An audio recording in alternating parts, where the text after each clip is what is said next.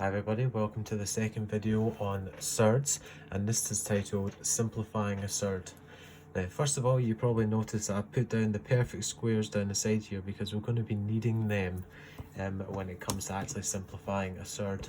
But before we get into that, a wee bit of theory. If we have a surd that is a product of two integers, in this case a and b, we can actually split that up to be a and b under their respected roots. So in doing that, we can use perfect squares to simplify a surd. And I'll give you a quick example just here now. Say we have, just taking a low number, the square root of 12. Now, the process in which you want to do this is you're wanting to find a product of 12 that includes one of these perfect squares.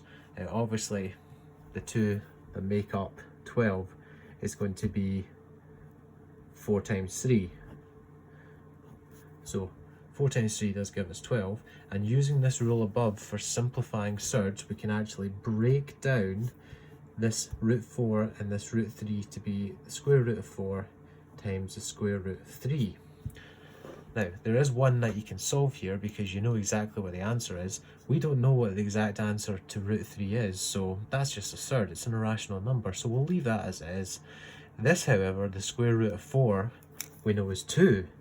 So we get 2 times root 3, but at this level in maths, we usually don't put the times sign, so it's going to be 2 root 3. And that's just the basis on how we simplify a surd. Now, another example with one that might be a bit more complicated.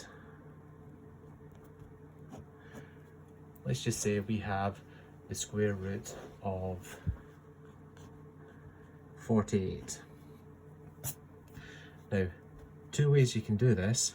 You can look for the largest perfect square, but one that we can see is 4 does go into it. So we know that root 48 is the same as saying root 4 times 12. And then we can break that down to be the root of 4 times the root of 12. 4, the root is just 2, and we've got root 12. Now, you might think you're done here, but well, actually, we're not. Because as we've seen before in the previous example, we can actually break down the root of 12 into another set. So we get 2 times the root of 4 times 3. And then if we follow the same process down with this root 4, we get 2 times the root of 4 times the root of 3, which just simplifies down to 2 times 2 times root 3. And since these two numbers are whole, we can just make that a 4 and root 3. So that should be the final answer we come down to. But we do know that there is another perfect square that goes into 48. We actually have 16. Now, you might not be able to notice it straight away, but that's okay. If you feel as though this process is perfectly fine for you, then go ahead with it. But root 48 can be expressed as the root of 16 times 3. And when we break that apart, root 16 times root 3, we can solve root 16, but we can't solve root 3, so that's our surd, that's our irrational number there. And root 16 becomes 4, and root 3 stays as root 3. Same as what we got with the long method. So both methods are okay. It's up to you how to do it, but if this is more comfortable, you have to make sure that you can't break down your surds and your first simplification first. If you can't break that down, then you stop. But in this case, we could, because we knew that we could make 12 up with a perfect square of 4. Now, another example that we might have is we might have something with a number in front of it. So let's say if we had 2 times the root of 24.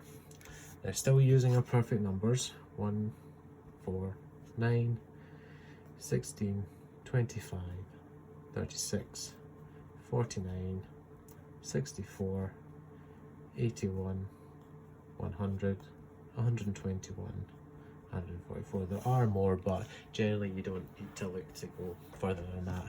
So this 2, we're not actually going to touch it because it's just a straight number. But that 24, we can break down to be 4 and 6. Like so. And following our same rule where we can break down and separate our 2 numbers under our root. 2 is just a number, so it's staying as it is. The square root of 4, we know what that is, that's 2. And the square root of 6, we don't know off the top of our head, so we leave it as root 6. And then we can bring our constant numbers together to be 4 root 6. So that's probably about as complex as it could get with simplifying a surd.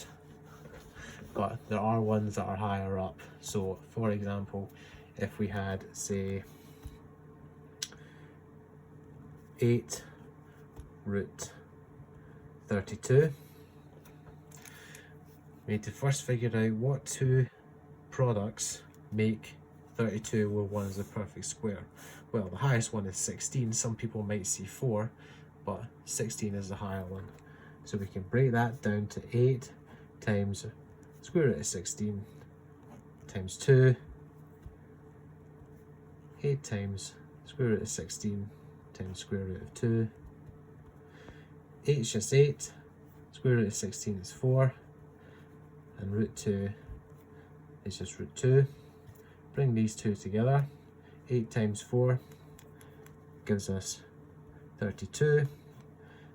And root 2 stays the same, so we have 32 root 2.